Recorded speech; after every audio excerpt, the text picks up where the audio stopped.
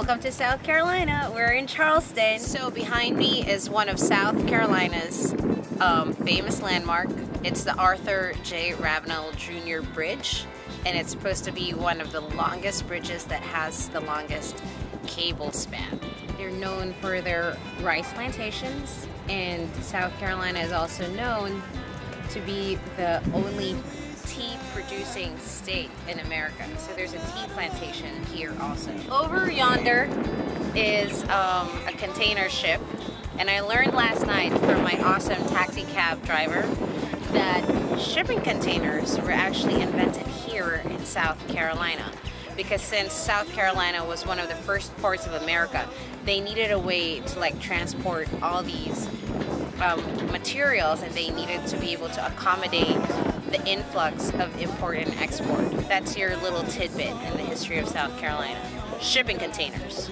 This is supposed to be the oldest port in America, and as you can see, even though it's sunny, it's still a little cold. It's actually 44 degrees right now, so don't let the sun fool you. Even if we're in the South, we still need a little cover.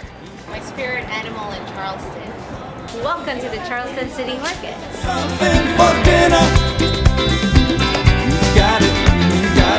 There was a shop. It's pretty good.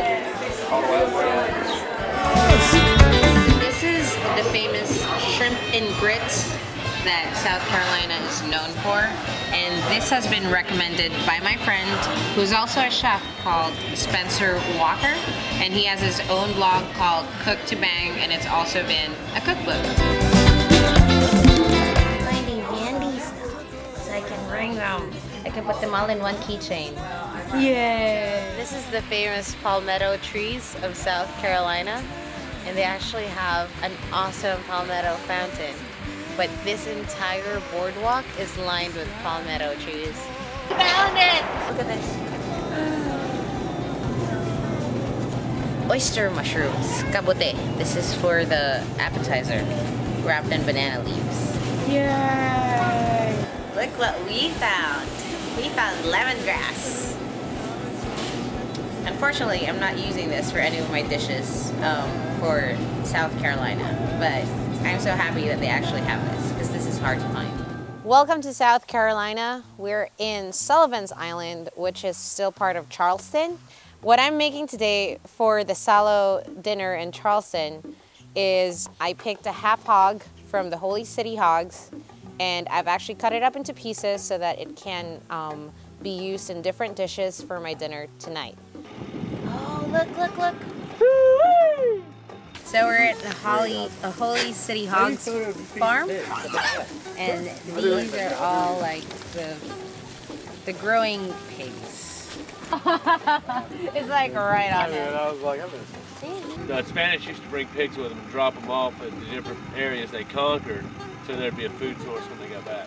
They were stuck on this island for hundreds of years by themselves with no outside genes, and it's like a desert island part of the year.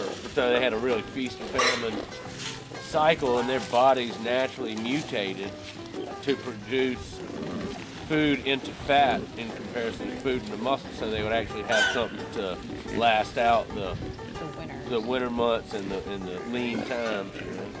You can flavor a pig, so whatever you feed it, the last 2 weeks of its life, whether it's 10 pounds or 100 pounds, whatever you feed it, you can flavor the pig. Oh, wow. So basically the flavor profiles. It's molasses compacted with the local grains at the mill, they make it. Do you feed them? Twice a day. Twice a day. Once in the morning, once in the evening. And you see all those crates over there. Basically we feed them probably about 1 gallon to 1.5 gallons of milk per pig per day. Pretty happy pigs, and happy pigs taste better. Oh yeah. Piggy. Okay. Like I'm trying to chase it.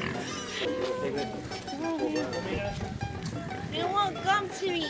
So as you guys know, I'm doing the Salo project with Feastly, which is 50 states, 50 feasts. And Feastly is an online platform where chefs and diners can find each other. Here in South Carolina, Feastly has helped me reach out to the local foodie people And hopefully this will encourage other people who are as passionate about food as I am to take their passion and start bringing people together. So you should check it out at www.eatfeastly.com. I'm gonna start off with Pinais na Kabute, which are mushrooms that are wrapped in banana leaves and steamed with some garlic, pepper, and pretty much soaking up into their own juices. And then we're gonna move on to sisig because I actually have the full hog's head. And I've never done this before. I've never had to like take apart a hog's head, so I'm very excited. So I'm gonna make sisig, which is a Filipino pulutan, which is essentially made of pig's ears, pig's cheeks, pig's snout, whatever else that's left over in the pig, and we mix it with a lot of chilies, make it spicy because it pairs well with beer. And we Filipinos love to drink, and we love our beer. Pata kare-kare, which is essentially pig's legs that are in peanut butter curry. The special ingredient in my kare-kare is roasted sweet rice. I'm gonna roast this awesome black sweet rice and then add that to my peanut butter kare-kare. Since I'm using sweet rice anyway for the dessert, I thought it was best to like add a little bit more in to make the kare-kare a little bit more saucy and a little bit more thicker.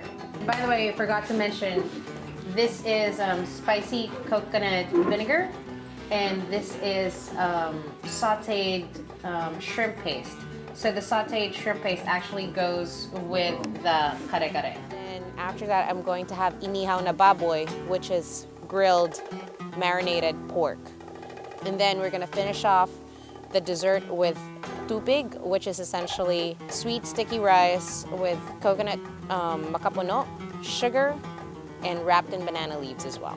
That's our menu for tonight. So Salo is my movable Filipino pop-up dinner. So I'm actually doing 50 states in 50 weeks, and South Carolina is my second state!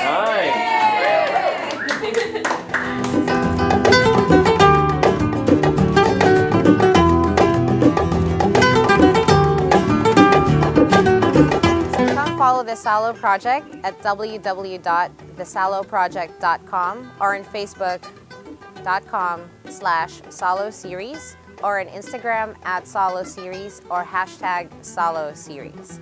And I will see you in Raleigh, North Carolina next Sunday.